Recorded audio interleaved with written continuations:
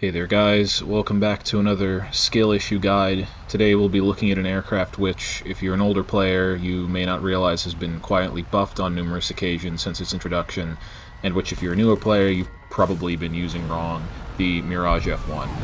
In case you aren't aware, when it was first introduced, this thing had awful flight performance, the Magic 2s were still basically glorified R60Ms, the Defas did unreliable damage, and just generally speaking, it was a massive disappointment to the 2 or 3 dozen extremely dedicated French mains who had been foaming at the mouth waiting for this thing to get added to the game.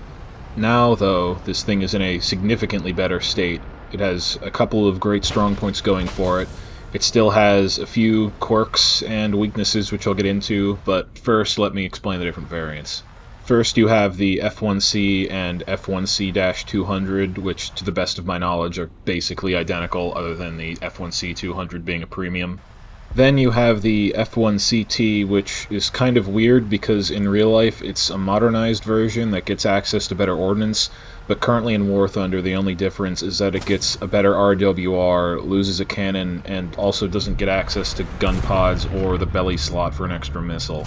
Personally, I don't think there's really much reason to play this variant, however, it does have 2 extremely cool skins, which, to be fair, might be sufficient justification to play this on their own. Also, admittedly, this isn't an aircraft that kind of perfectly fits the meta, where you can just get all these super high kill games all the time and kind of determine the outcome of the match,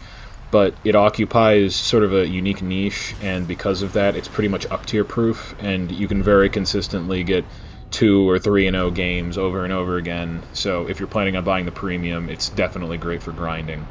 Now I'll get into some of the issues this thing still has in spite of all of the buffs it's gotten. First, other than the CT variant, it has a pretty crappy RWR, which is kind of annoying, but ultimately not a huge deal, especially if you play it the way I would suggest. Second is that it shares some similar issues in terms of its flight performance to the MiG-21, where it's very maneuverable at high speeds and can snap its nose around very quickly, but it bleeds a lot of energy doing so and turns into brick at low speeds, though it does have combat flaps which can help mitigate this somewhat.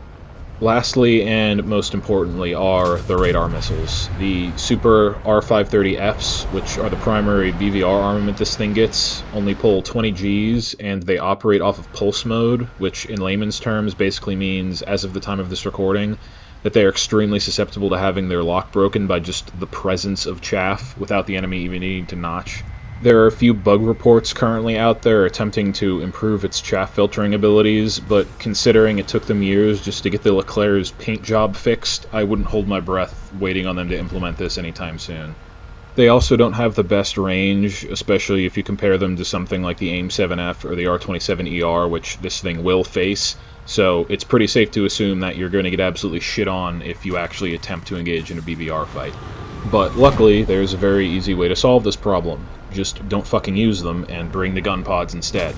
Now, I can already hear you furiously typing about how that's retarded advice and that it's a stupid idea to bring out a 12.0 fighter with just IR missiles and guns, but let me explain to you why this is actually a much better idea than you would probably think. First off, while I suspect this may be a bug, as of the time of this recording, the gun pods actually weigh less than a third of what the R530Fs do, so rather than weighing down your airframe, you're actually lightening it significantly. These gun pods also have more ammunition than the internally mounted guns, so you're not only increasing your burst mass and the spread of your fire, but you're actually increasing your trigger time as well. Now, getting back to those Magic 2s, when they were first added, they had an absolutely pathetic range, no IRCCM, and were overall comparable to something like an R60M.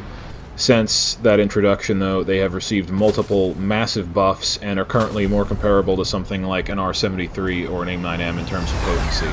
And the reason I say that is because while this missile may not have the thrust vectoring or range that those 2 missiles each respectively possess, there's one particular area in which this thing actually outperforms both of those missiles, and that's its acceleration. There's basically no warm-up time on this thing. It will shoot right off the rails like a fucking bullet and pull incredibly hard the second it does so, and even as somebody who's used this thing for quite a long time, I still routinely hit shots with it that I really wouldn't have expected it to be able to pull off. This thing also gets a gate width IRCCM, which basically means that the view of the missile shrinks its FOV after launch so that it literally just can't see flares that are being dumped. So combined with the acceleration, unless your target starts dumping flares the second you fire this thing, the missile is probably going to get close enough that the FOV has already closed in around your target and it's going to be too late for them to avoid it. Also, this thing is packing almost 10 kilograms of explosive in the warhead compared to 4.5 on the AIM-9L and 1.5 on the R60M, so don't expect anybody to go limping home after getting hit by one of these things either. You can also optionally bring along a 530E missile on the center pylon if you want an extra shot. It doesn't have any IRCCM and can't pull very hard, but it has a hilariously long range, and if you either want someone to turn or you're just trying to take a pot shot at someone who isn't paying attention, it can be kind of useful. So overall, the way I like to play this thing is to fly at very low altitude around the edge of the map and then circle back into the center after you pass the enemy bases, and either ambush people with those Magic 2s and your 20 kilograms of burst mass, or third-party people who aren't paying attention.